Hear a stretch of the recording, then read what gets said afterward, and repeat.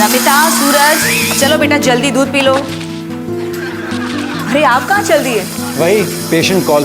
आज संडे है, साथ में लंच नहीं करेंगे? रंजना, बीमारी सैटरडे या संडे देखकर थोड़ी ना आती है। हाँ, अगर जल्दी आ गया तो साथ में खा लेंगे, वरना बच्चों के साथ खा लेंगे। ठीक है, बाय बाय। बाय बच्चों, मम्मी को तंग मत करना। Okay bye.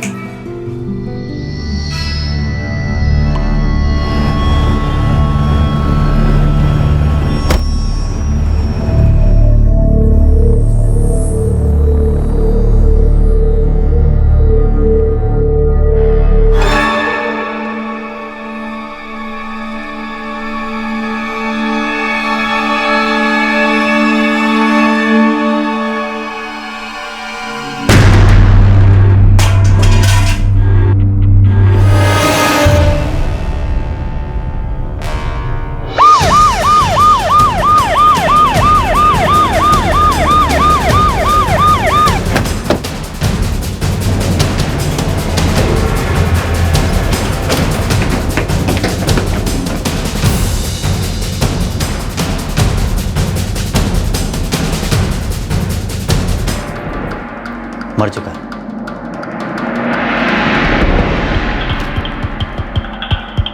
जैसा बोया वैसा काटा।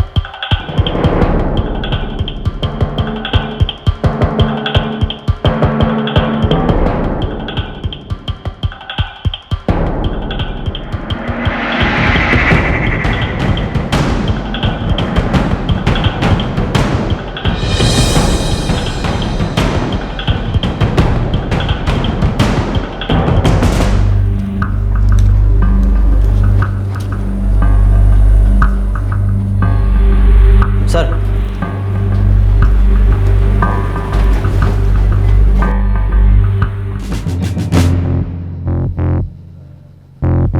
सर, कमरुद्दीन ने सबसे पहले बॉडी देखी थी। जी साहब, हम 207 का ऑर्डर लेकर के जा रहे थे, तभी देखा कि दरवाज़ा खुला हुआ है। हमें लगा कुछ गड़बड़ है, हम यहाँ आए तो ये देखा साहब।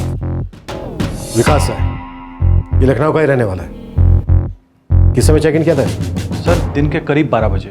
अकेले या कोई था साथ में? सर, एक्चुअली विकास सहाय ने रूम सिर्फ 4 घंटे के लिए बुक किया था। लड़की का चक्कर है क्या?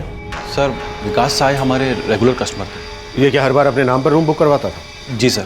और हर बार किसी लड़की को साथ लाता था? जी सर। सेम लड़की?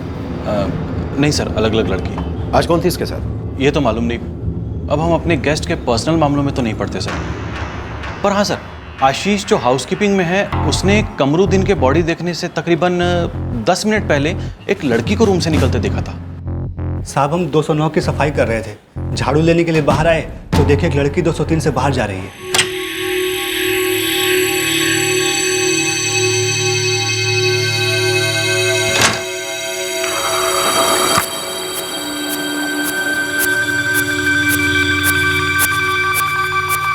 हम पीछे से देखे थे साहब, सिर्फ पीठ दिखाई दिया। सॉरी सर, हमारा छोटा मोटा होटल है, हमारे पास सीसीटीवी कहाँ? आपने, आपके किसी स्टाफ ने इस लड़की को पहले भी कभी देखा था? पता नहीं सर, बस आशीष ने पीछे से जाते हुए देखा है। सर, इसके पर्स से विजिटिंग कार्ड मिला है। इससे पता चलता है कि ये डॉक्टर है।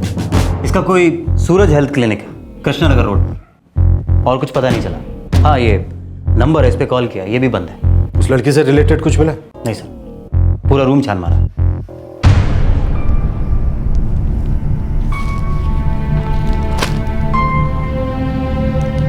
जैसा बोया वैसा काटा।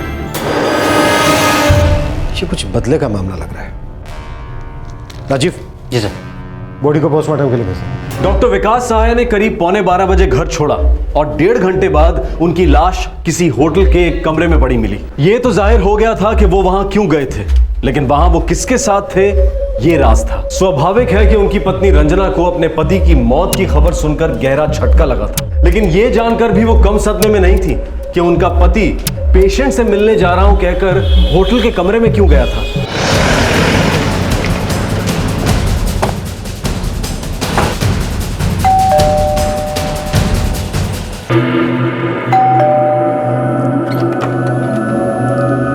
मिसेस सहाय। जी। मम्मा, क्या हुआ? मम्मा, क्या हुआ?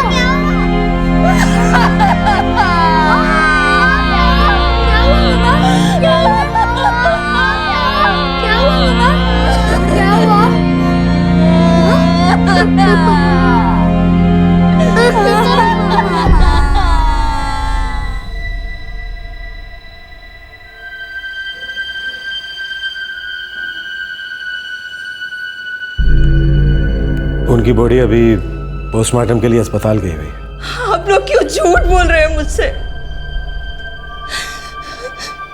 मेरे पति एक पेशेंट को देखने के लिए गए थे। मैं नहीं मानती आप लोगों की बात।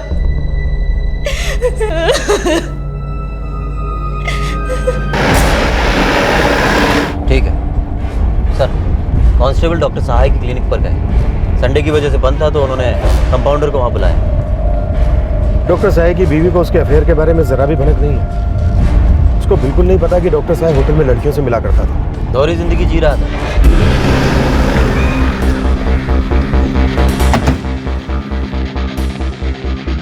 सर इस बारे में मुझे ज़रा सा भी मालूम नहीं है। डॉक्टर साहब हमेशा होटल में जाते थे और हर बार किसी ना किसी लड़की को साथ लेकर जाते थे। नहीं सर, मुझे नहीं लगता ये सच है। डॉक्टर साहब बहुत ही शरीफ इंसान थे। समझ में नहीं आता ये हो कैसे गया। इस डॉक्टर ने अपनी दोहरी जिंदगी का राज अपने घर वालों, अपने करीबी लोगों से बहुत सावधानी से छुपा रखा था। उसके कॉल रिकॉर्ड्स कल तक हमारे हाथ में होंगे सर। ये कत्ल या तो कुछ हासिल करने के लिए किया गया है या फिर खुंदक निकालने के लिए। ये कोई करीबी है जिसके सामने इस डॉक्टर की दोहरी जिंदगी का राज खुल गया था। उस हाउसकीपिंग वाले लड़के ने कहा था कि उसने वहां से एक लड़की को निकलते हुए देखा है। इस लड़की को या तो डॉक्टर ने खुद बुलाया होगा या फिर ये बिन बुलाए मेहमान थे। और डॉक्टर सहाय ने जो शराब पी थी उसमें नींद की गोलियां मिली थी। और सेम ब्रांड की हमें वहाँ 2 बोतलें मिली।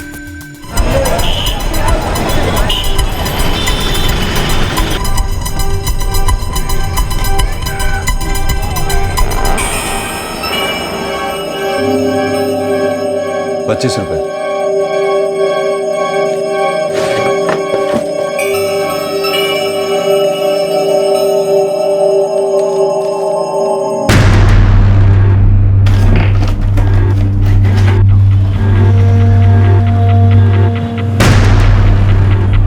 डॉक्टर विकास सहाय के कत्ल का कोई भी सुराग हाथ नहीं लग रहा था। उनका परिवार उनकी मौत और उनकी दोहरी जिंदगी के खुलासे को लेकर सदमे में था। और उसी दिन कोई थी जो विकास सहाय को एक कुरियर भेज रही थी।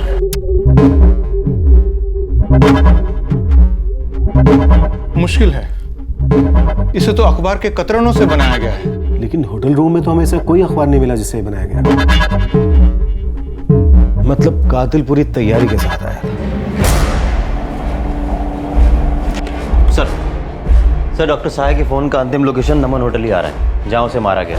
कल सुबह 11:30 से 11:45 के बीच वो घर से निकला और सीधा नमन होटल गया। फ़ोन पे कोई और लोकेशन नहीं आ रही है। मतलब मुलाकात पहले से तय थी। फोन रिकॉर्ड्स क्या कहते हैं? उसके फ़ोन पे जो लास्ट कॉल आया था वो जगदीश नाम के किसी आदमी का था। फोन करो। नहीं, उठा लो उसे।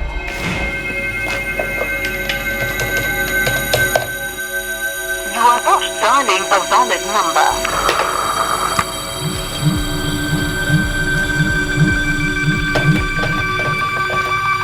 Please check the number you have dialed.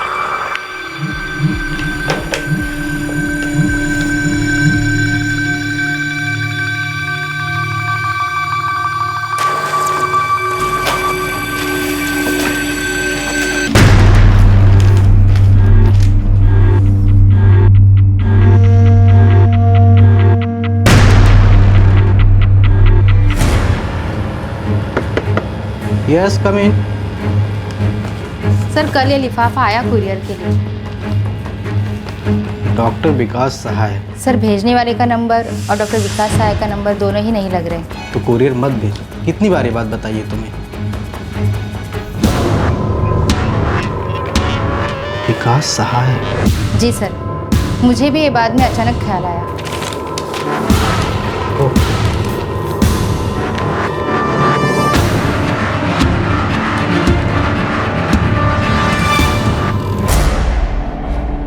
Sir मैं डॉक्टर सहाय का पेशेंट हूँ। मेरा फीवर कम होने का नाम ही नहीं ले रहा था। सोचा डॉक्टर साहब को फ़ोन करके पूछ लूँ दवाई बदलनी है या वही चलने दो। जगदीश थोड़ा टाइम लगेगा, तुम एक काम करो वही दवाई चलने दो। अगर ठीक ना लगे तो कल मेरे क्लिनिक आ जाना। बस सर इतनी ही बात हुई थी। इनफैक्ट मैं तो खुद शॉक्ड हूँ। डॉक्टर साहब बहुत अच्छे आदमी थे।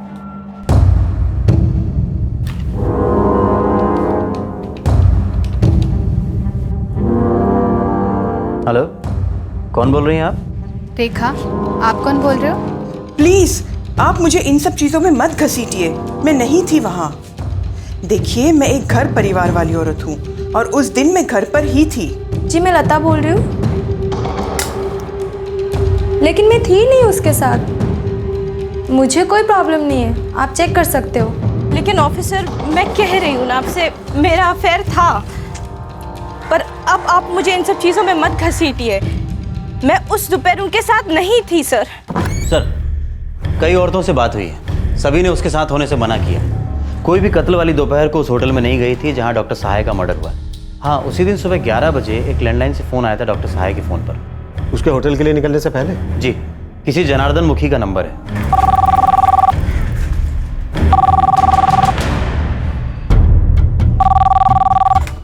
हेलो, पीएसआई राजीव कुमार बोल रहा हूँ। जनार्दन मुखी से बात हो सकती है? हाँ जी, हम जनार्दन मुखी बोल रहे हैं, बोलिए। क्या आप डॉक्टर विकास सहाय को जानते हैं? हाँ, बहुत अच्छी तरह जानता हूँ। बहुत अच्छे डॉक्टर हैं वो। क्या आप जानते हैं डॉक्टर सहाय का मर्डर हो चुका है? नहीं साहब, इस बारे में हमें कोई जानकारी नहीं है। लेकिन ये आप हमसे क्यों पूछ रहे हैं? 28 जुलाई की सुबह 11 बजे उन्हें आपके लैंडलाइन से एक फ़ोन आया था और दोपहर 2 बजे उनकी लाश होटल के कमरे में मिली। आपने फ़ोन क्यों किया था? साहब, हमने कोई फ़ोन नहीं किया था उनको। लेकिन आपके नंबर से एक फ़ोन था और पहले भी कई बार आपके नंबर से बात हो चुकी है। साहब, इस बारे में हमें कुछ नहीं पता है। सर, ये जनार्दन मुखी 65 साल का रिटायर्ड आदमी है। उसे तो डॉक्टर सहाय के मर्डर के बारे में पता भी नहीं। कहीं इस मर्डर की कड़ी तो नहीं? जैसा बोया वैसा काटा। ये तो काफी पर्सनल है। पर्सनल खुंदक।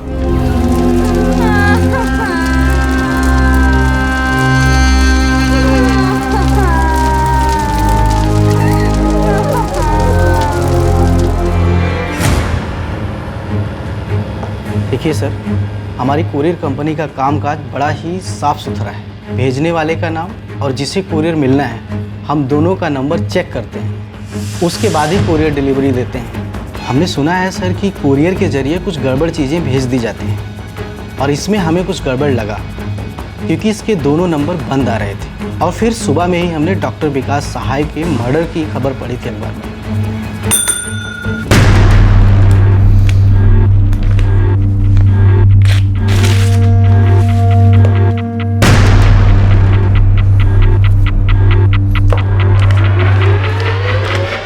रंजना जी, आपका पति आपके हवाले। ये खत विकास सहाय की पत्नी रंजना के लिए था। ये कौन सा भद्दा और बेरहम खेल था? क्या था उस लिफाफे में?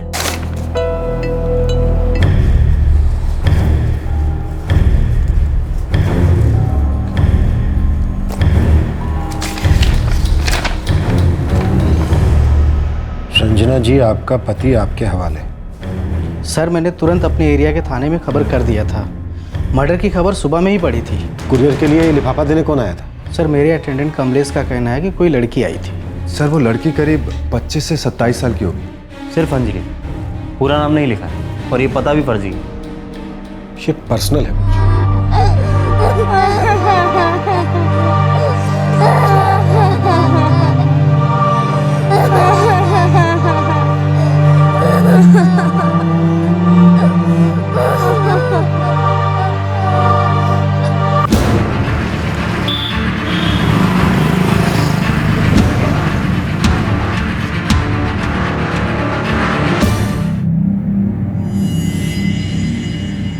मुझे नहीं पता।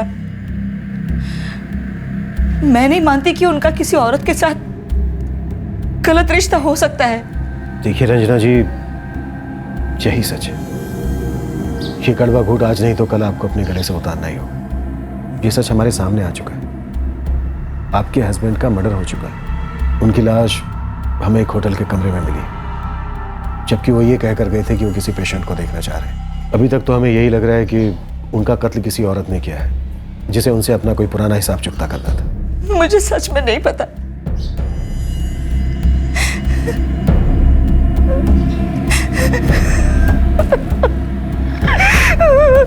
ये डॉक्टर की दोहरी जिंदगी बड़ा ही महफूज राज था।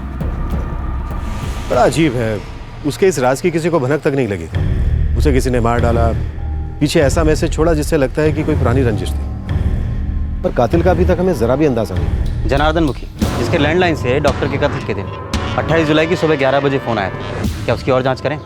करते हैं।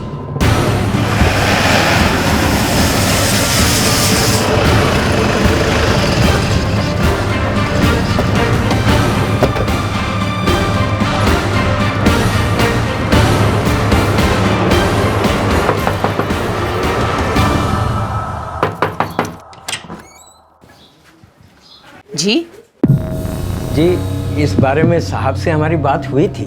मालूम है, कोई तो वजह होगी, कोई तो बंदा होगा जिसने आपके घर से डॉक्टर साहब को फ़ोन किया होगा। जी भला हमारे घर से डॉक्टर साहब को कोई क्यों फ़ोन करेगा?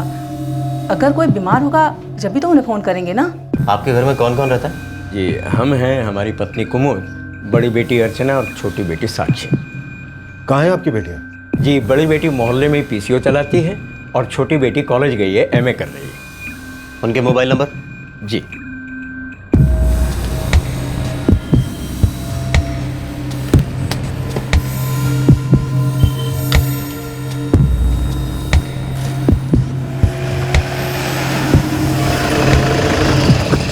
जी मैंने तो डॉक्टर साहब को कोई फ़ोन नहीं किया। उन्हें जानती तो है ना आप? जी हाँ, बिल्कुल जानती हूँ। बल्कि वो तो हमारे घर भी आए थे कोई 6 साल पहले, जब मैं बीमार थी। बड़े अच्छे आदमी थे। जब उन्हें पता लगा कि हम गरीब हैं तो हमसे फीस भी नहीं ली उन्होंने।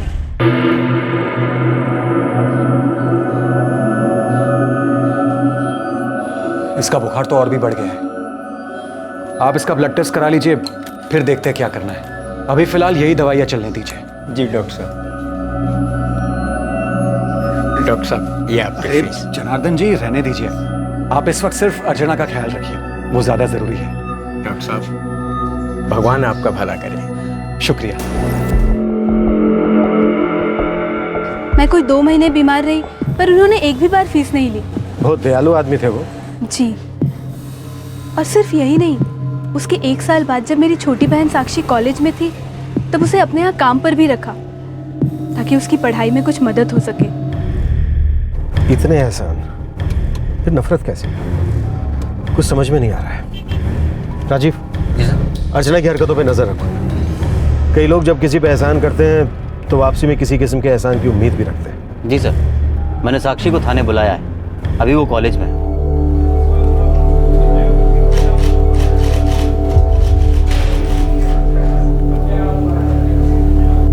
साक्षी, अभी तुम डॉक्टर साहब के साथ काम नहीं कर रही थी? जी नहीं सर, 2 साल हो गए काम छोड़े हुए।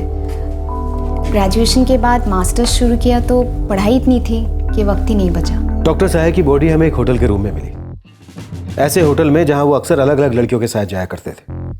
उनकी इस लाइफ के बारे में उनके घर में भी किसी को कुछ नहीं मालूम। साक्षी, तुमने तो डॉक्टर साहब के साथ 3 साल काम किया है ना? इन 3 सालों में कभी तुम्हें डॉक्टर साहब की जिंदगी के बारे में कोई भनक लगी? बिल्कुल नहीं। डॉक्टर साहब ने तुम्हारी बहन अर्चना का मुफ्त में इलाज किया, तुम्हें काम पे रखा उस वक्त जब तुम्हें एजुकेशन के लिए सपोर्ट की जरूरत थी। इन एहसानों के बदले डॉक्टर साहब ने कभी तुमसे कुछ मांगा नहीं? जी नहीं सर, बिल्कुल नहीं।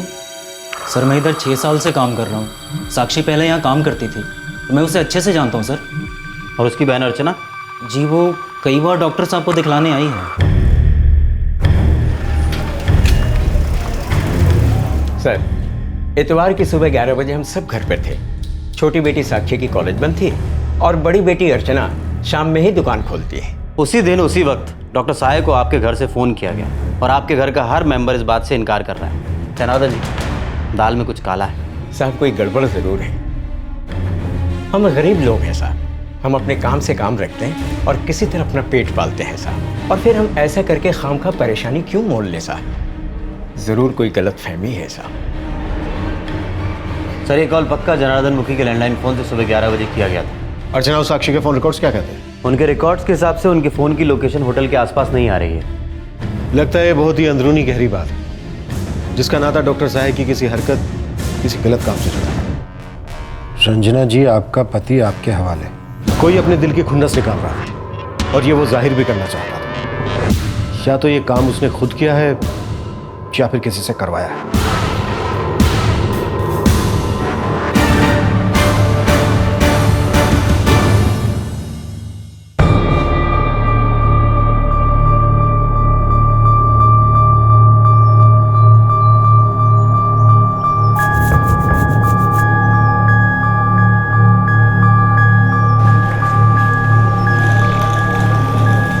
जो नोट्स लिखकर छोड़े गए थे वो एक कहानी बयां करते थे। अब ये कहानी क्या थी, किसकी कहानी थी, यही इस कत्ल की वजह और कातिल को सामने ला सकता था। कौन था जो बदला लेना चाहता था? और लिखकर ये जाहिर भी करना चाहता था कि ये बदला ही है, प्रतिशोध ही है और कुछ नहीं।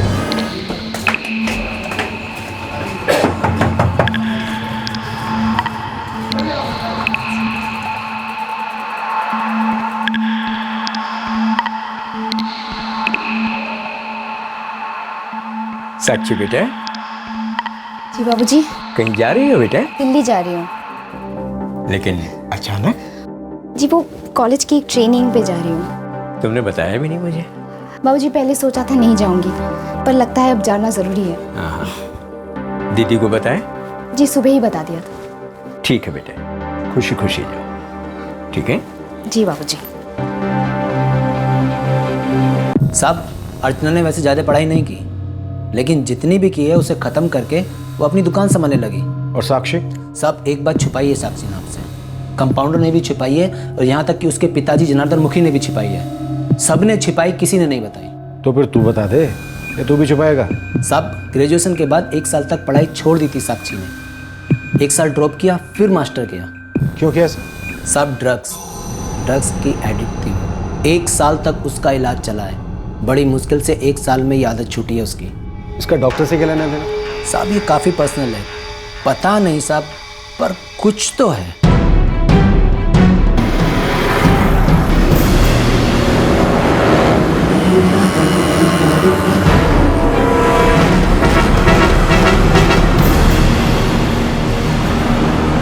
बगैर बताए चले जाने का सोच लिया?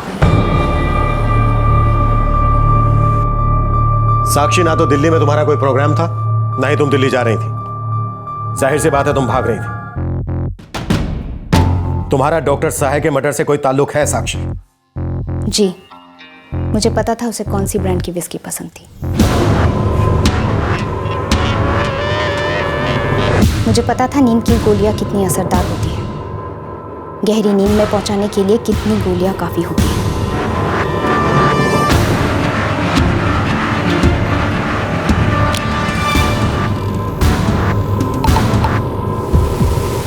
तीन साल डॉक्टर सहाय के क्लिनिक में काम किया था। मेडिसिन के बारे में इतनी जानकारी तो हो ही गई थी। जी मैंने ही डॉक्टर सहाय को अपने घर से 28 जुलाई की सुबह 11 बजे फोन किया था।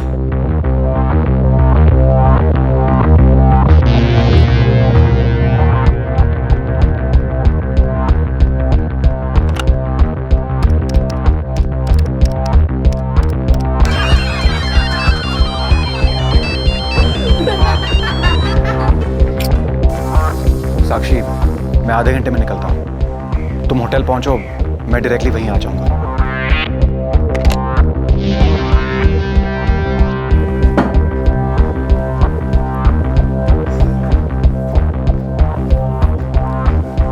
ड्रिंक बना?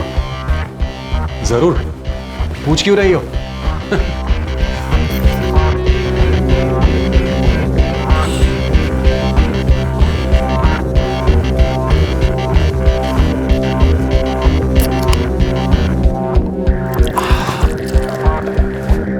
एक बात पूछो तुमसे?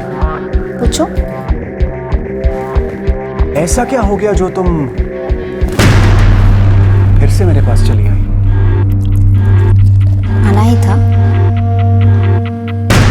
आना ही पड़ा।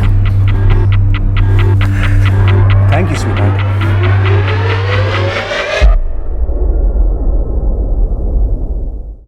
जैसा बोया वैसा काटा? घर से निकलने से पहले ही मैंने सब कुछ तय कर लिया था, बल्कि उससे भी पहले जब मैं उसे दोबारा टच में आई। मैं उसके पास जाना चाहती थी, उसके करीब जाना चाहती थी। मुझे पता था कि 3 पैग में ही वो अपना होश खो बैठेगा।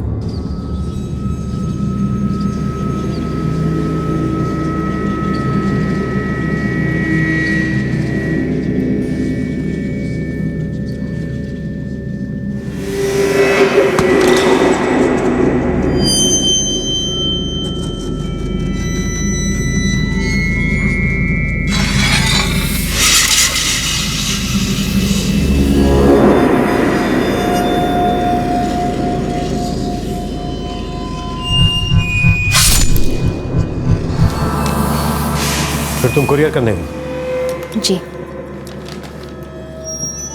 25 रुपये।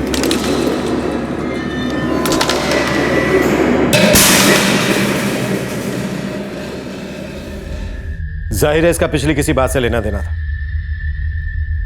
एहसान जो उसने की और उसके बदले में जो उसने तुमसे मांगा। उसने जबरदस्ती छीना।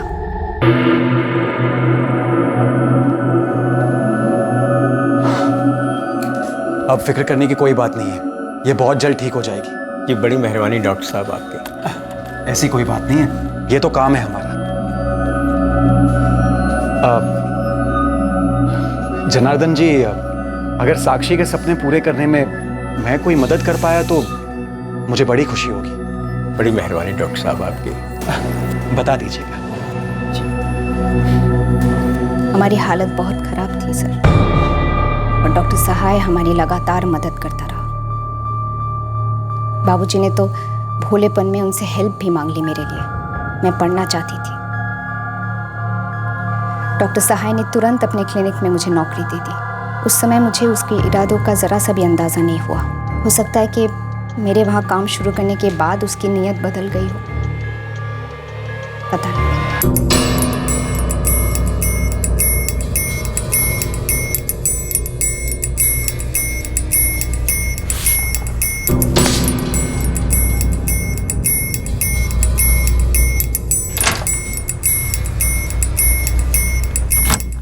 Good morning sir. Good morning Sakshi. क्या बात है साक्षी, आज तुम बड़ी थकी थकी और कमजोर लग रही हो। सर कुछ दिनों से कमजोरी सी लग रही है।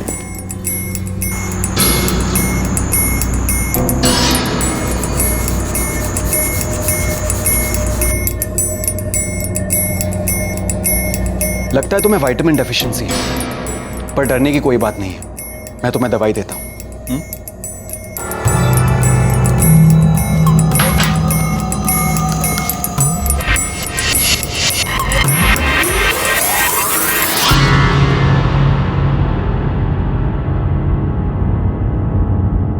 साक्षी, तुमने डॉक्टर को क्यों मारा?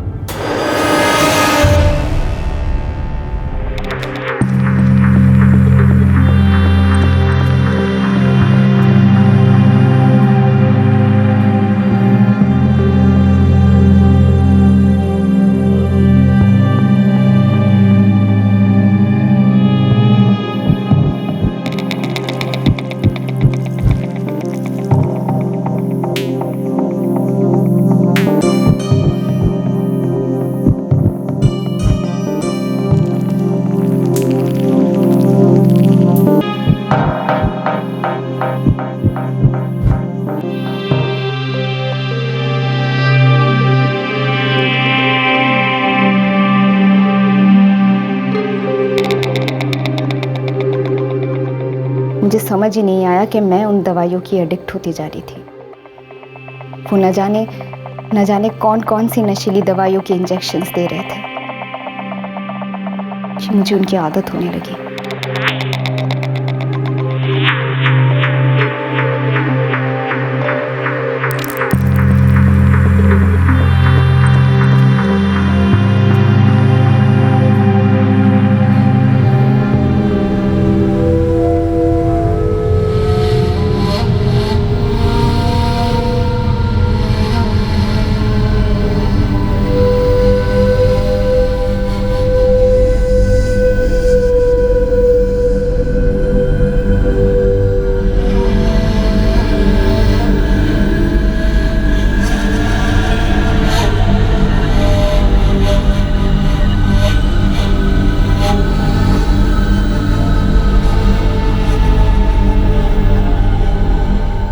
जब तक मुझे एहसास हुआ कि वो मुझे सेक्सुअली एक्सप्लॉइट कर रहा है, तब तक बहुत देर हो चुकी थी। उसने तो बड़ी बेशर्मी से मुझसे कहा भी है। तुमने इसका कभी अपने माँ बाप से जिक्र किया? जी नहीं, सेक्सुअल एक्सप्लॉइटेशन के बारे में उन्हें कुछ पता नहीं था, मगर उन्हें मेरे एडिक्ट होने का पता चल गया था। मुझे डी एडिक्शन करवाना पड़ा, जिसकी वजह से मेरा 1 साल बर्बाद हुआ। तुम्हें इस बारे में किसी से तो बात करनी चाहिए थी। अपनी बहन से बात कर सकती थी, कंप्लेन कर सकती थी। मुझे नहीं लगता उससे कोई फायदा होता। वो बहुत ही इज्जतदार आदमी था, एक डबल लाइफ जी रहा था जिसके बारे में किसी को कुछ नहीं मालूम। मैंने इंतज़ार किया जब वो मेरे फंदे में आए। एक ऐसी सिचुएशन हो जब वो कमज़ोर हो और मैं उस पर वार कर सकूं। मुझे मौका मिला और मैंने ठीक वही किया जो उसने मेरे साथ किया। उसने मुझे एडिक्ट बनाया था और मैंने उसके एडिक्शन का फ़ायदा उठाया। वो पूंछ हिलाता हुआ आया और कर दिया मैंने वार वहीं पर।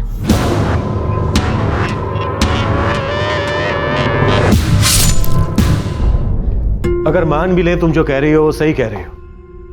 डॉक्टर साहब ने जो तुम्हारे साथ किया वो गलत था, एकदम गलत था। पर तुम्हें रिपोर्ट करनी चाहिए थी, कानून उसे संभाल लेता। तुम्हें अपने माँ बाप बहन किसी दोस्त से बात करनी चाहिए थी, कानून का सहारा लेना चाहिए था। उसने मेरा इस्तेमाल किया था सर, और वो भी उस समय जब मैं बेहद नाजुक हालत में थी। वो एक इज्जतदार रसूख वाला आदमी था। कोई मेरा यकीन क्यों करता सर? उल्टे सब लोग मुझ पर उंगली उठाते कि मैं एक ड्रग एडिक्ट लड़की एक अच्छे भले डॉक्टर पर कीचड़ उछाल रही है, उसका फायदा उठाना चाह रही है। चलिए आप ईमान से बताइए सर, अगर हिम्मत हो तो अगर उस समय मैं आपके पास आती तो आपका क्या रिएक्शन होता? डॉक्टर साहब बोलता कि वो मासूम है, उसे छोड़ दिया जाता, थोड़ा बहुत हल्ला गुल्ला मचता, कुछ लोग मुझे भी सपोर्ट करते। लेकिन इन सब के बावजूद क्या डॉक्टर साहब को अपने किए की सजा मिल पाती?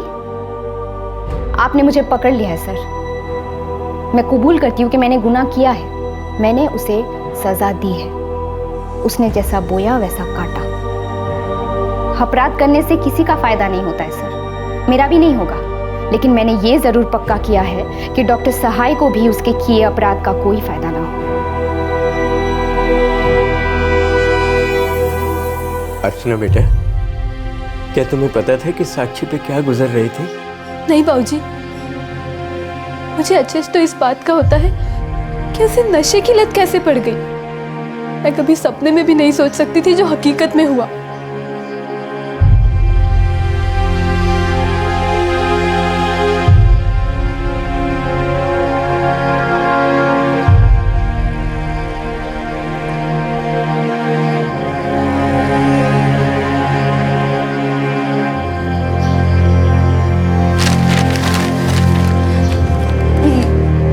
ये सच नहीं है बेटा। लोग तो कुछ भी बुरा बोलते हैं, लेकिन ये सब झूठ है, झूठ है सब।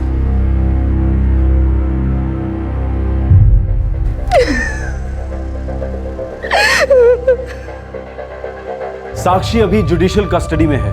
डॉक्टर विकास सहाय के कत्ल के लिए उस पर आईपीसी की धारा 302 लगाई गई है और वो साइकियाट्रिस्ट की सलाह और निगरानी में भी है। जो नोट्स उसने लिखकर छोड़े थे उससे उसका गुस्सा, उसकी फ्रस्ट्रेशन, उसके अंदर तक भरी नफरत और प्रतिशोध की तड़प साफ जाहिर हो रही थी। बहस इस बात पर कभी नहीं की जा सकती कि उसने जो किया वो गलत था या सही।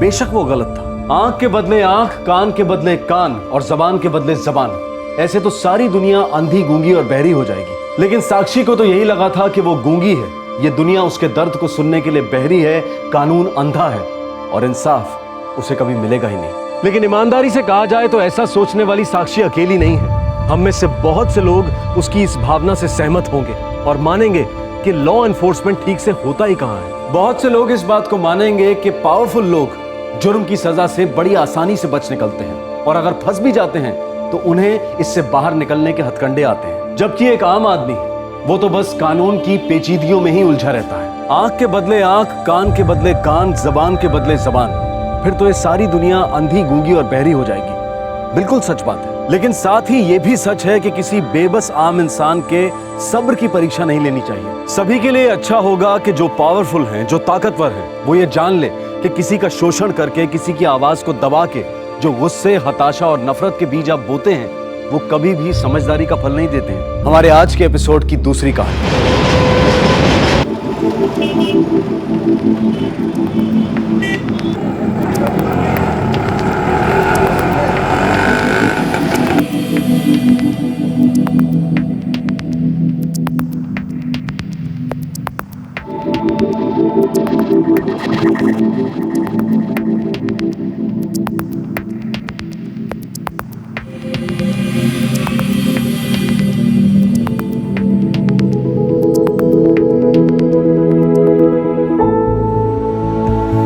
Doctor Rupesh Mehra, general physician. Doctor Avantika Mehra, gynaecologist. Hi, Kajal Mehra.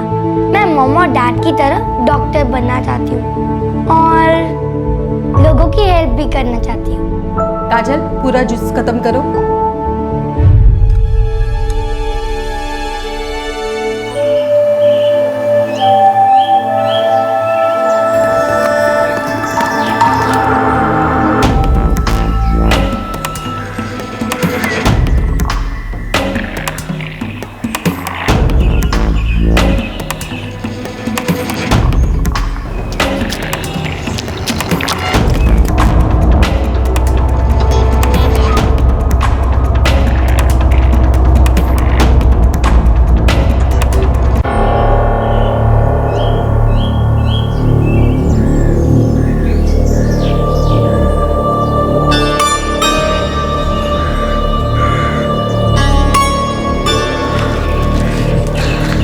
Shalini, ये मेरा दोस्त है विश्वास। तुझे इसी के साथ जाना है। और सुन, कभी भी कोई भी परेशानी हो मुझे फ़ोन कर देना, ठीक है? विश्वास के पास है मेरा नंबर। प्रद्युमन, ट्रेन का टाइम हो रहा है। हाँ, तुम लोग चलो, जाओ।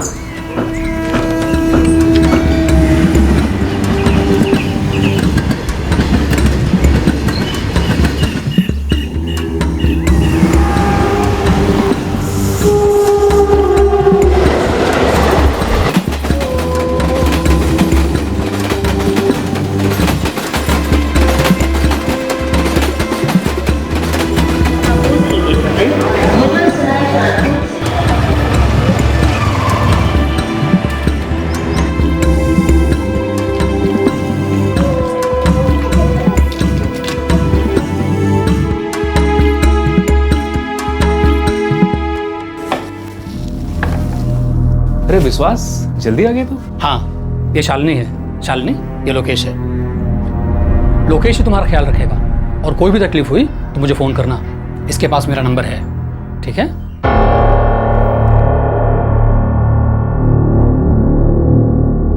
हाँ जी, हाँ जी, बिल्कुल हो जाएगा, एकदम पक्का। तुम शालिनी हो? जी मैडम। बैठो बैठो। चाय नाश्ता किया कुछ? आराम से बैठो। लोकेश तुम्हारा ख्याल रखिए, ठीक है? मैं आती हूँ। लोकेश, मैं आती हूँ। जी मैडम। मैं ये कह रहा था सर कि सर इस बार आपको कोई शिकायत नहीं होगी। मैं गारंटी ले रहा हूँ ना सर। देखिए, आप भी तो थोड़ा समझिए ना।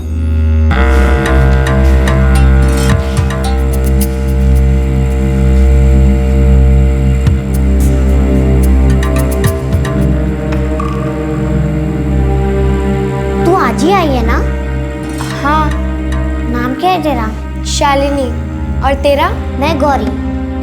तू कहाँ से आई है? मैं धूमखेड़ा से हूँ। तू भी झारखंड से है? हाँ। और तू? मैं पांकरी की रहने वाली हूँ। अरे पानकरी तो हमारे बगल वाला गाँव ही है। तू यहाँ काम के लिए आई है? हाँ, घर के काम के लिए।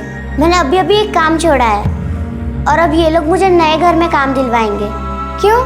नया क्यों? वहाँ काम करना बहुत मुश्किल था। बहुत मारपीट करते थे वो लोग। जरा जरा सी बात पे मारने लगते थे। बस बहुत हो गया, झगड़ा करके वापस आ गई। शालिनी चल, तुझे नौकरी मिल गई है, अब से वही तेरा नया घर है। हाँ चल। लोकेश भैया, मेरे पिछले काम के पैसे। देख, तू अभी आई है ना, थोड़ा आराम कर, मैं इसे छोड़ के आता हूँ। चल।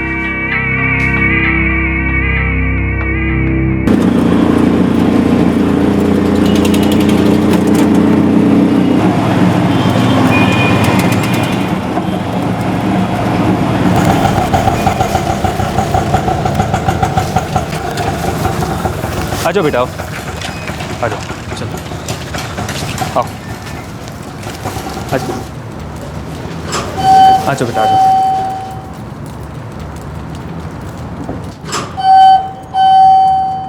इस साइड चलो।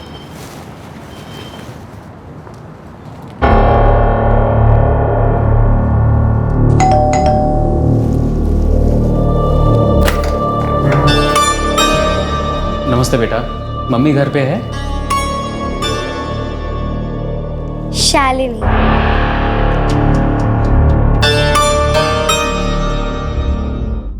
झारखंड की 13 साल की शालिनी, 7वीं कक्षा की स्टूडेंट, पढ़ाई में होशियार। ऐसा क्या हुआ कि इस होनहार लड़की को अपनी पढ़ाई और अपना घर छोड़कर काम करने के लिए दिल्ली आना पड़ा? डॉक्टरी थर्मामीटर में एक लंबी, बारीक और समान व्यास की कांच की नली होती है। इसके एक और बल्ब होता है जिसमें पारा भरा होता है। बल्ब के बाहर नली में पारे की चमकीली धार देखी जा सकती है।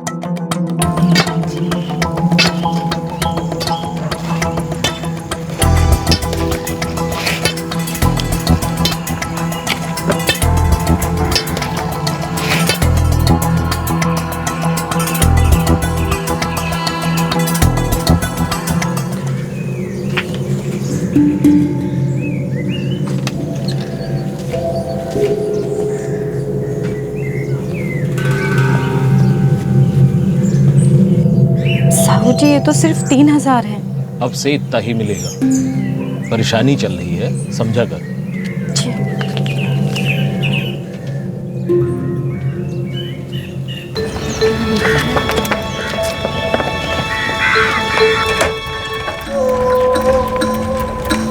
अरे शालिनी बेटा, बेटा क्या हुआ?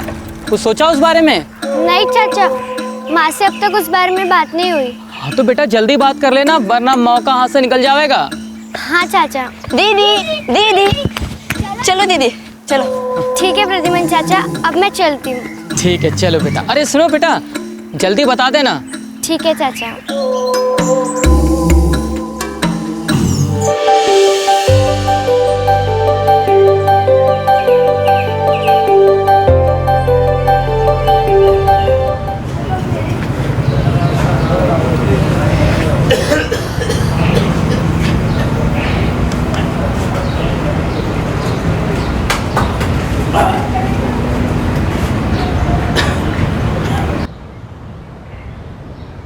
रोहिणी, तुम्हारे पति का कुछ खास नहीं हो सकता।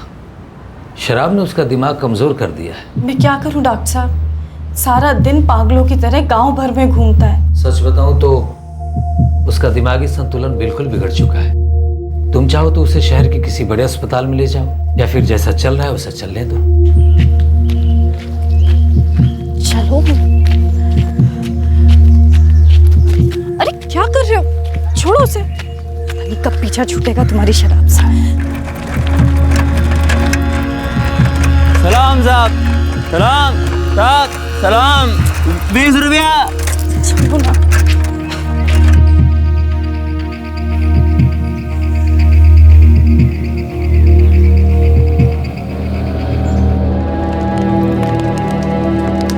डॉक्टर साहब कहते हैं तेरे बापू ऐसे ही रहेंगे।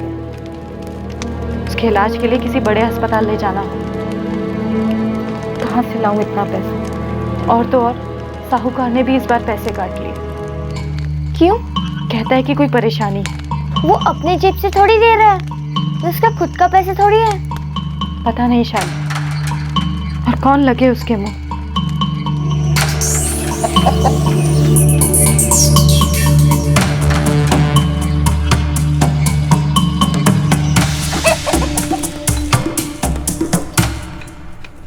साहू जी, सरकारी मजदूरी के हिसाब से तो मेरी माँ को 25 दिन के 5000 रुपए मिलने चाहिए।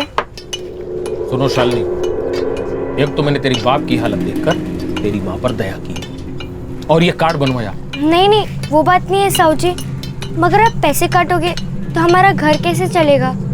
बहुत मुश्किल होगी साहू जी। ऐसी मुश्किल? पहले ही तुम लोगों को तुम्हारी जरूरत से ज्यादा पैसे मिल रहे हैं, और अगर आकर ऐसे सवाल पूछने हैं तो बंद कर दो काम करना। नहीं नहीं साहू जी, ऐसा मत कहिए, तकलीफ है इसलिए आके आपसे बात की। तकलीफ मुझे भी है, और ये कोई मेरे घर का काम तो है नहीं, सरकारी काम है, सरकारी योजना है, और नए नए कार्ड बनवाने के लिए जाने कितने लोगों की जेबें भरनी पड़ती है। इसलिए जो मिल रहा है चुपचाप लो, वरना वो भी भूल जाओ।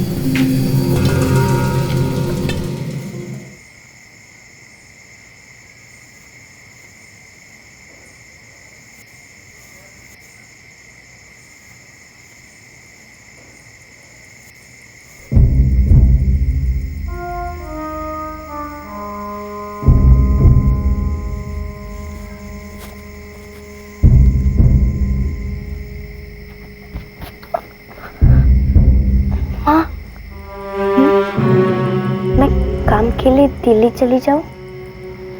क्या? कहाँ? दिल्ली। वो कहाँ है? बहुत दूर है माँ, और बहुत बड़ा शहर है। पर तू वहाँ जाके करेगी क्या? पता नहीं माँ, मगर प्रद्युमन चाचा कह रहे थे कि वहाँ बहुत काम मिलेगा और वो देश की राजधानी है। अच्छा पैसा मिलेगा माँ, हमारी जिंदगी सुधर जाएगी। नहीं बेटा शालिनी, ये तू ही तो मेरे जीने का सहारा है। हम लोग जैसे तैसे करके ये घर चला लेंगे। बस तू, पूर्वी और गोपाल खूब मन लगाकर पढ़ो और यहीं रहकर तरक्की करो। इतनी दूर जाकर न जाने क्या हो। माँ यहाँ रहकर भी क्या होगा, पापू की इतनी बुरी हालत है और तू दिन रात पीसती है। जो है सो है, पर मेरी इतनी हिम्मत नहीं कि मैं तुझे इतनी दूर भेज सकूं। और वैसे भी वहां जाके ऐसे तू कितना कमा लेगी कि अपना खर्चा भी चलाए और घर पे भी पैसे भेजे।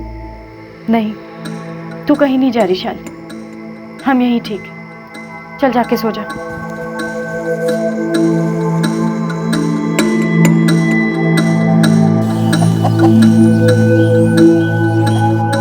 शालिनी, रुक जा बेटा, रुक। क्या हुआ? क्या सोचा? नहीं चाचा, माँ नहीं मान रही है। देख बेटा, तेरी माँ फालतू में इतना डर रही है, कभी गांव के बाहर नहीं गई है ना, इसीलिए। बाहर कितनी बड़ी दुनिया है उसे क्या मालूम। ये साहूकार आज इतने पैसे काट रहा है, कल और काटेगा, फिर क्या करोगे तुम लोग? हाँ, मैं तो कहता हूँ निकल जाओ यहाँ से जल्दी। यहाँ रहकर तेरे घर वालों का कुछ नहीं होगा, फंसे रहोगे जिंदगी भर के लिए। तो बेटा शालिनी, इतना सुनहरा मौका घर बैठे फिर नहीं आएगा। अपनी माँ के डर के बावजूद शालिनी ने दिल्ली जाने का फैसला कर लिया, और वो भी अपनी माँ को बताए बिना। वो अपने परिवार वालों की जिंदगी बेहतर बनाना चाहती थी।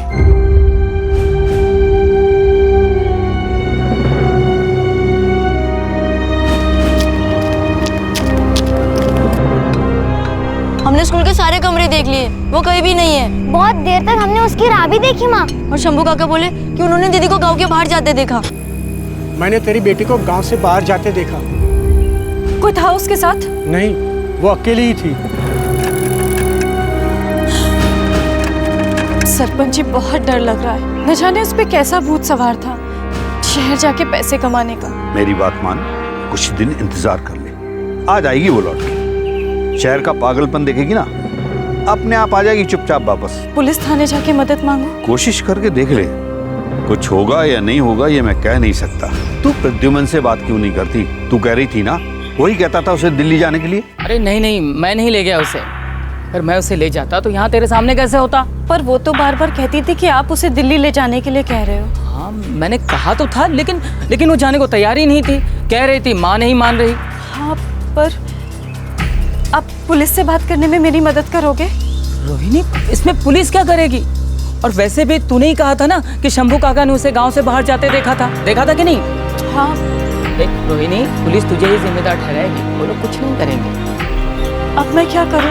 आराम से बैठ, वो खुद ही चली जाएगी या फिर फोन करेगी।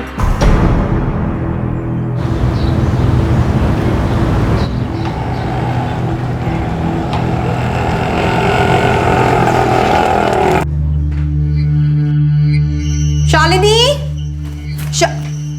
अरे तू अब तक इधर ही है? जा जाके काजल का लंच बॉक्स पैक कर। जी भाभी।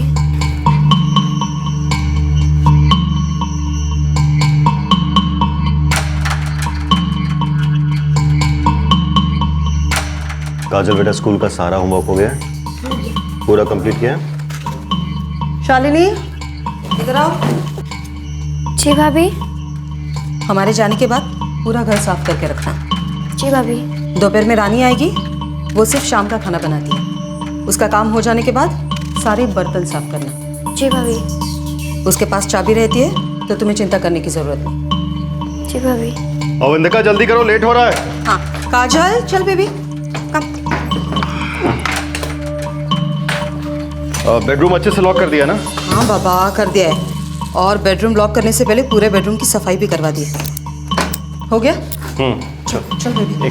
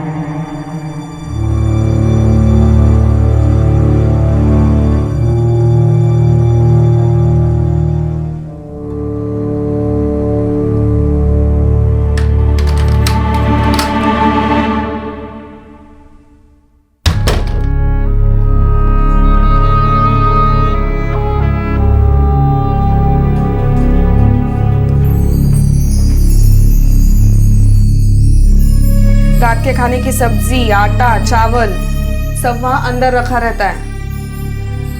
ओए, पर हाथ लगाने की सोचियो भी मत, नहीं तो बुरा हाल कर देंगे तेरा। जितना तेरे लिए निकाल के रखते हैं उतने में ही अपना काम चला। भैया भाभी बहुत सख्त है, बड़ी जल्दी नाराज हो जाते हैं।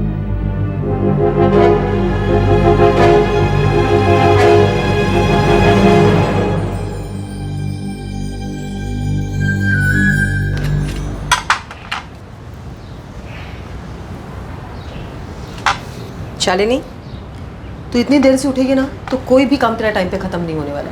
थोड़ी आग लग गई थी भाभी। मैं अभी सब काम खत्म करती हूँ। हाथ धोए तूने? जी भाभी। और कल से ठीक 5:30 बजे उठ जाना है तुझे, समझी? ठीक है भाभी। अरे रानी क्या कह रही थी? वो जब दोपहर में आती है तब भी तू सोती रहती है। दोपहर में सोना मत। जी ठीक है भाभी, अब से मैं नहीं सोऊंगी।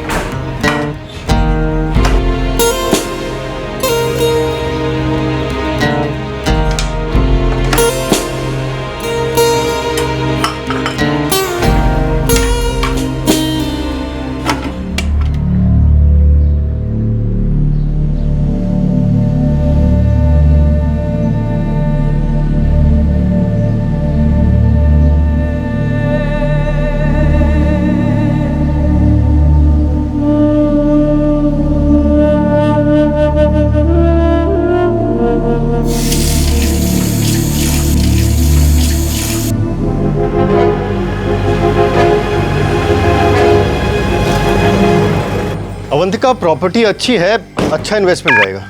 हाँ, प्रॉपर्टी तो अच्छी है रुपेश, मगर फिर भी मुझे लगता है कि म्यूचुअल फंड्स में इन्वेस्टमेंट करनी चाहिए। स्टॉक मार्केट का कुछ कह नहीं सकते, बहुत फ्लक्चुएट करता है और फ्यूचर में भी मुझे हालात कुछ अच्छे नहीं दिख रहे। तो प्रॉपर्टी मार्केट भी तो आजकल लो ही तो है। हाँ, लेकिन एटलीस्ट प्रॉपर्टी में इन्वेस्ट करेंगे ना अवंतिका, तो नुकसान तो नहीं होगा। पापा आप प्लीज मुझे कल्चर्स ऑफ इंडिया के पिक्चर्स डाउनलोड कर दो। कल प्रोजेक्ट सबमिट करना है। कल? हमेशा ये सारी बातें तुझे लास्ट मोमेंट पे क्यों याद आती है? नहीं मम्मा, मैंने फिनिश कर दिया था, लेकिन पापा ने सारे wrong pictures the festival of India की। बेटा देखो, फेस्टिवल और कल्चर में ना कोई फर्क नहीं है। देखा जाए तो कल्चर से ही फेस्टिवल आया है। It's one of the same thing. Shalini. जी भाभी, आए।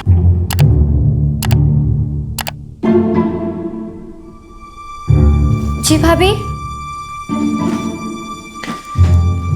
शालिनी, तुमने घर में से आज कुछ चुराया है? नहीं भैया। एक बार फिर से सोच लो, कुछ चुराया है या नहीं?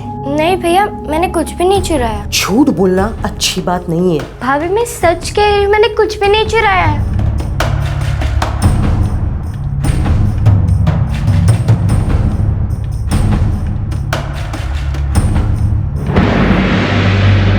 भैया भाभी, वो तो काजल दीदी ने छोड़ा था, मुझे भूख लगी थी इसलिए मैंने वो खाया। लेकिन जब मैंने तेरे से पूछा था तो तूने क्या कहा? क्या कहा? कि मैंने चोरी नहीं की, कहा था कि नहीं? गांधी जी ने हमसे कहा है हमेशा सच बोलना चाहिए, है ना मम्मी?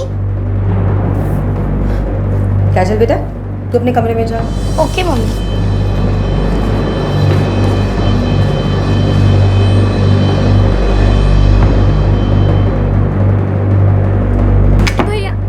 भैया मैं फिर कभी ऐसा नहीं करूंगी भैया। भाभी, भैया मैं फिर कभी ऐसे कभी नहीं। भाभी, मैं सच कह रही भैया। भाभी, भाभी नहीं भाभी। इन लोगों का ना माइंड सेट ही ऐसा है, अब बदल नहीं सकते। चोरी करना, झूठ बोलना उनके खून में बसा है। लेकिन रुपेश, कुछ तो करना चाहिए ना इन लोगों को चेंज करने के लिए। आई थिंक इन लोगों के एजुकेशन सिस्टम में बदलाव करना चाहिए ताकि कुछ तो वैल्यूज सीखे लाइफ में। You're right.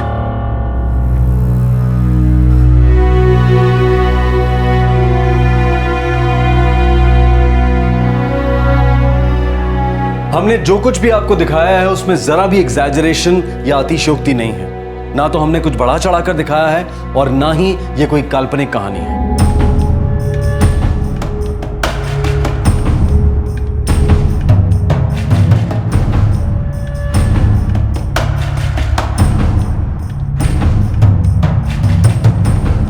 हम में से बहुत से लोगों को बहुत गुस्सा आएगा, लगेगा कि एक इंसान किसी दूसरे इंसान के साथ इतना क्रूर और अमानवीय बर्ताव कर सकता है। लेकिन हमारे देश के बड़े बड़े शहरों में, आलीशान घरों में ऐसे बहुत से लोग रह रहे हैं। वो हैं तो पढ़े लिखे संपन्न, उनके बच्चे भी बड़े स्कूलों में पढ़ रहे होते हैं जहां उन्हें भारतीय मूल्यों के साथ ग्लोबल विजन की शिक्षा दी जाती है। पर यह है उनका असली रूप जो 13 साल की एक बच्ची ने देखा जब वो एक बड़े शहर में आई अपने परिवार की मुश्किलें कम करने के लिए।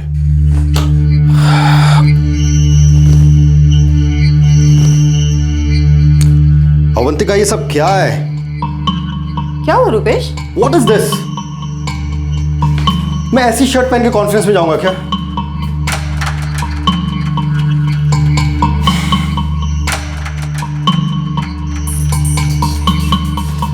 शालिनी,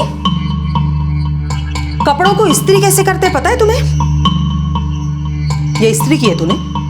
ठीक ही तो है भाभी। चल मेरे साथ आ तो। चल।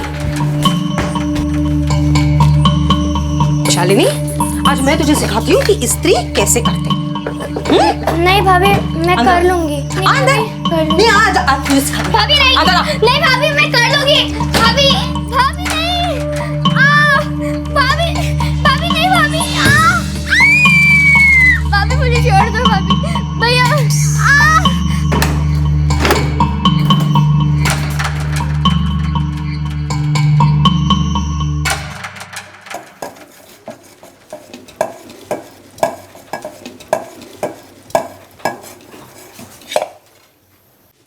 भाभी, भाभी घर से आए 6 महीने हो गए, 1 हफ्ते की छुट्टी मिलेगी?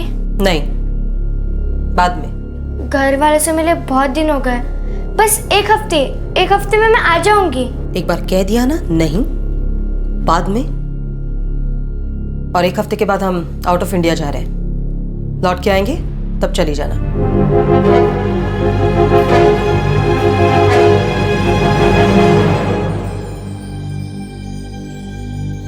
देख, तो फिर से एक बार पूछ ले, अगर वो लोग बाहर जा रहे तो तुझे भी छुट्टी दे सकते हैं ना? 2 बार पूछ लिया दीदी। अरे तो फिर से एक बार पूछ के देखना। पर पैसे का क्या करूं दीदी? काम शुरू करते वक्त क्या बात हुई थी तेरे पैसे की? मेरी कोई बात नहीं हुई थी, वो तो लोकेश भैया ने की थी सारी बात। क्या वो तुझे पैसे नहीं देता? नहीं,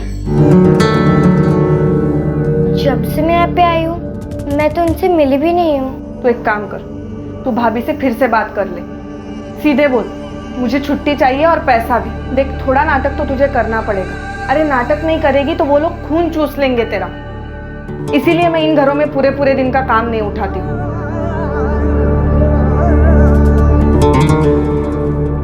शालिनी, अब बस, बहुत हो गया तेरा नाटक। पर भाभी, मुझे माँ को घर पे पैसे भिजवाने हैं, जरूरत है। तो तू हमसे पैसे क्यों मांग रही है? तुझे जो एजेंसी लेकर आई थी, हमने उसके साथ कॉन्ट्रैक्ट किया है, हर महीने उन्हें पैसे भिजवाते रहते हैं, समझी? भाभी, भैया, मैं कसम खा के कहती हूँ, मैं 1 हफ्ते में आ जाऊंगी।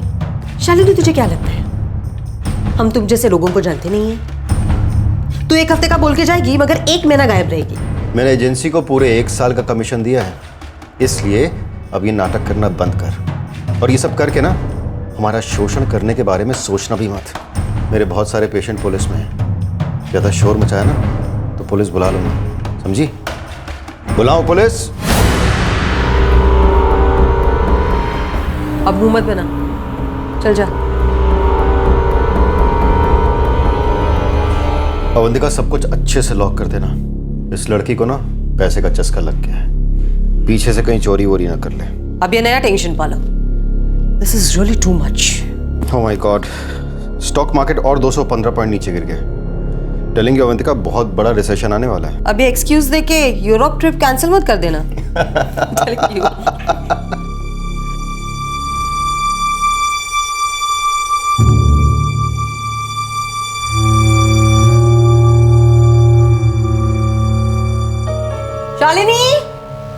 शालिनी, ये क्या? ये अब तक खत्म नहीं हुआ तेरा? अब तक काजल का पैकिंग बाकी है। चल जा जल्दी, उसका बैग पैक कर। और अगर तेरी वजह से आज हमारी फ्लाइट मिस हो गई ना तो देख क्या करती हूँ तेरा। जी भाभी।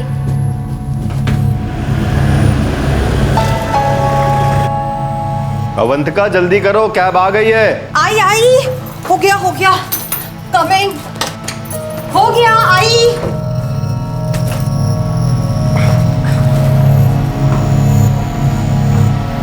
शालिनी, कोई भी होशियारी नहीं, प्लेटफॉर्म पे आटा रख दिया है, कुछ भी चुराना मत, वरना सीसीटीवी में पकड़ी जाओगी, फिर तेरी खैर नहीं। जी भाभी।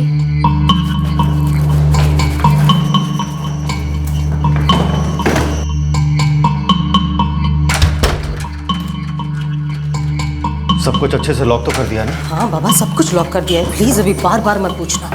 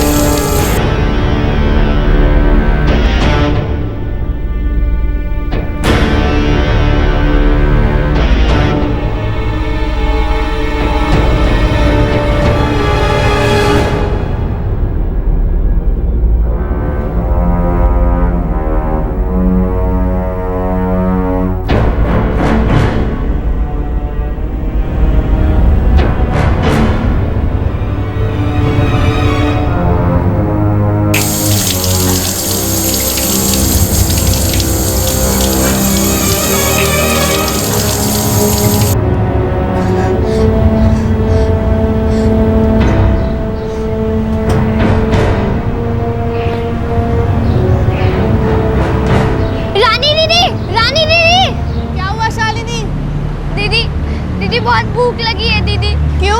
तूने खाना नहीं खाया? भैया भाभी कुछ खाने को छोड़ नहीं गए दीदी।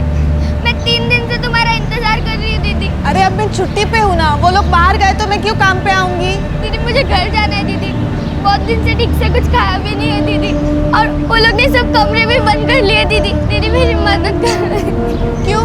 उन लोगों ने तुझे घर नहीं जाने दिया? नहीं दीदी, घर भी नहीं जाने दिया और कुछ खाने को भी नहीं छोड़ गए, और कहते हैं कि अगर मैं घर से कुछ भी लूंगी तो कैमरे में देख लेंगे।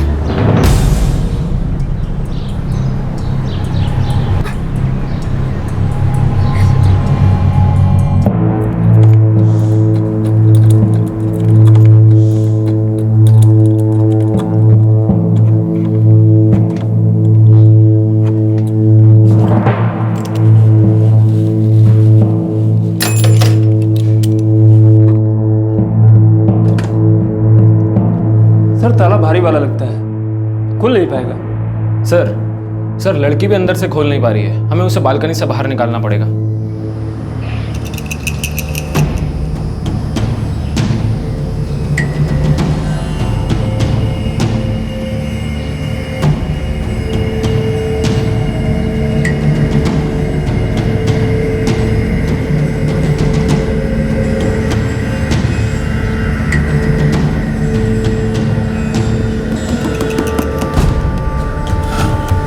बेटा डरो नहीं, हम लोग तुम्हें यहाँ से निकालने आए हैं। रुको।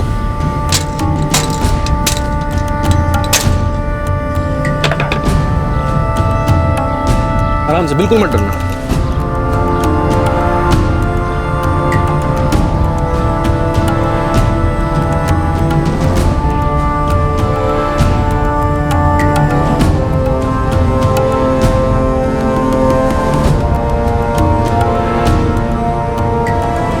आराम से, बस आ गया। आराम से बेटा, वेरी गुड, आ जाओ। चुप। अरे रो मत, हम सब है ना, रो मत। पत्नी देख, अब हम सब है ना। हाँ हाँ। मुझे पता नहीं था साहब कि वो लड़की को घर के अंदर बंद करके गए हैं। मैंने तो सोचा भी नहीं था साहब कि डॉक्टर साहब और उनकी मिसेज लड़की को ऐसे बंद करके जाएंगे। वो लोग किसी से ज्यादा बात नहीं करते थे। हाँ, लेकिन इतना जरूर पता है कि हर 4-5 महीने में उनकी काम करने वाली बाई जरूर बदल जाती थी। हाँ कविता, लेकिन इस लड़की को हमने शायद ही बाहर देखा हो। तुम्हारे पास डॉक्टर साहब का मोबाइल नंबर है? नहीं, उनका नंबर तो हमारे पास नहीं है। अब आपको सोसाइटी के ऑफिस से जरूर मिल सकता है। हाँ जरूर। इनफैक्ट मैंने तो सुना है कि वो छुट्टी मनाने कुछ दिनों से बाहर गए हुए हैं।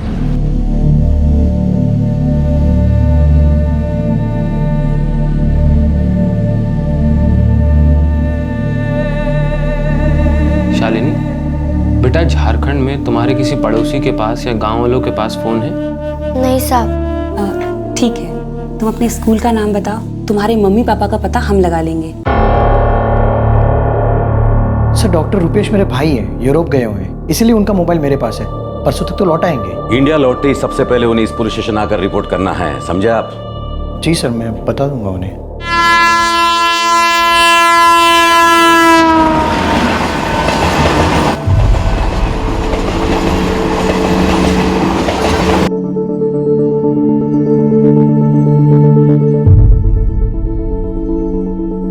शालिनी बेटा, शुरू से बताओ क्या क्या हुआ तुम्हारे साथ, तुम यहाँ तक पहुंची कैसे? हाँ बेटा, उन लोगों ने जो भी तुम्हारे साथ किया उसकी सजा मिलेगी उन्हें। तुम्हारी माँ को भी हमने बता दिया है, वो 1-2 दिन में आ जाएंगी।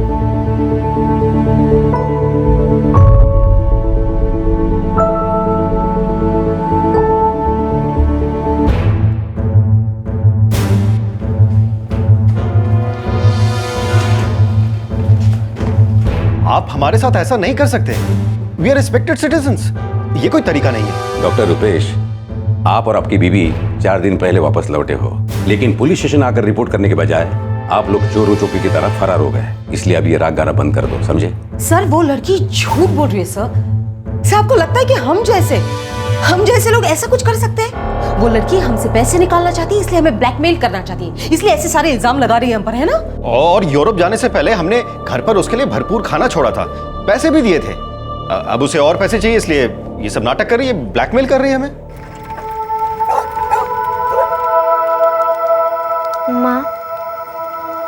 माँ मैं कल से स्कूल जाऊंगी। ठीक है बिटिया।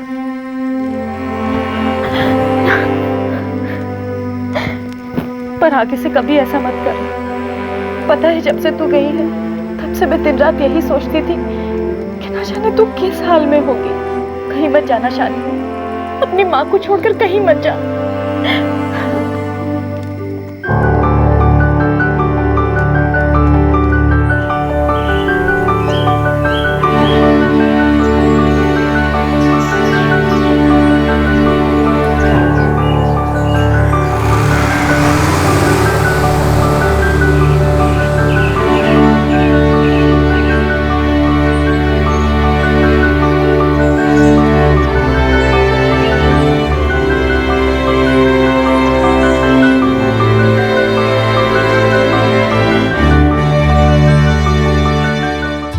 शालिनी अब अपने गांव वापस आ चुकी है और स्कूल में पढ़ रही है। एक वेलफेयर कमेटी ने उसे अपने गांव, अपनी पुरानी जिंदगी में वापस लौटने में मदद की।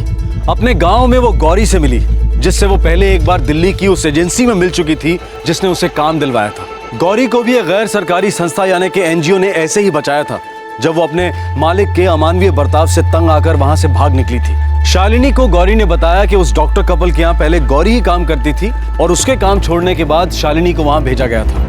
डॉक्टर रुपेश और उनकी पत्नी डॉक्टर अवंतिका को हिरासत के 2 महीने बाद जमानत दे दी गई। प्लेसमेंट एजेंसी पर ताला लगा पाया गया और उसके मालिक अंबिका और लोकेश चौहान दोनों फरार हैं। प्रद्युमन, जो ह्यूमन ट्रैफिकिंग के तहत शालिनी को दिल्ली भेजने के लिए जिम्मेदार था, वो भी गांव की पुलिस से बचकर फरार हो चुका है।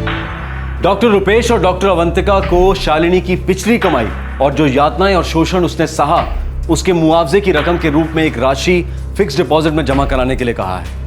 डॉक्टर दंपति ने इस फैसले को चुनौती दी है और केस अभी चल रहा है। प्रशासन द्वारा ह्यूमन ट्रैफिकिंग के पीड़ितों को दिए जाने वाले हर्जाने का शालिनी अब तक इंतजार कर रही है। वो मिले ना मिले, लेकिन वो खुश है कि उसे उसका जीवन वापस मिल चुका है। हकीकत यह है कि गरीबी, लाचारी और सरकारी कल्याण योजनाओं के तहत मिलने वाली रकम में होने वाले घोटालों को सहते ये लोग मजबूर हो जाते हैं अपना घर छोड़ने के लिए। बड़े शहरों में एक बेहतर जिंदगी का सपना लिए आते हैं और हो जाते हैं उत्पीड़न का शिकार। शहर वाले कहते हैं कि बाहर वालों के आने से शहरों में परेशानियां खड़ी हो रही हैं और उधर गांव तक देश में हो रहे विकास की छाया तक नहीं पहुंचती। हमें शिकायत है कि शहरों में क्राइम बढ़ रहा है। हम विवाद में फंसे हैं कि बढ़ते क्राइम रेट की वजह क्या है। रुपए की कीमत गिर रही है, देश की अर्थव्यवस्था में दिन ब दिन गिरावट हो रही है। बड़े बड़े अर्थशास्त्री अपने राजनीतिक विचारों की सफाई देने में मशगूल हैं, लेकिन उनकी नजरें सिर्फ शहरों पर ही केंद्रित हैं, बिल्कुल वैसे ही जैसे हमारे विकास के कार्यक्रमों की। लेकिन हमारे गांव कस्बों की ओर देखने को कोई भी तैयार नहीं। भारत के विकसित इलाके, बड़े शहर जो अपने आप को इस आर्थिक मंदी का शिकार मान रहे हैं, जरूरत है कि वो आर्थिक अंधकार में डूबे इस अनदेखे भारत को भी अपने विकास की कार्यप्रणाली में शामिल करें। वो भारत तो न जाने कब से आर्थिक अंधकार में डूबा है और ऐसे अमानवीय जुर्मों का जाने कब से शिकार होता आया है। क्या उस भारत के लिए कोई जगह है इंडिया इनकॉर्पोरेटेड में? आपसे फिर मुलाकात होगी क्राइम पेट्रोल दस्तक में एक और नए केस के साथ। इस तरह के और भी एपिसोड देखने के लिए हमारे चैनल को सब्सक्राइब करें और बेल आइकन दबाना ना भूलें।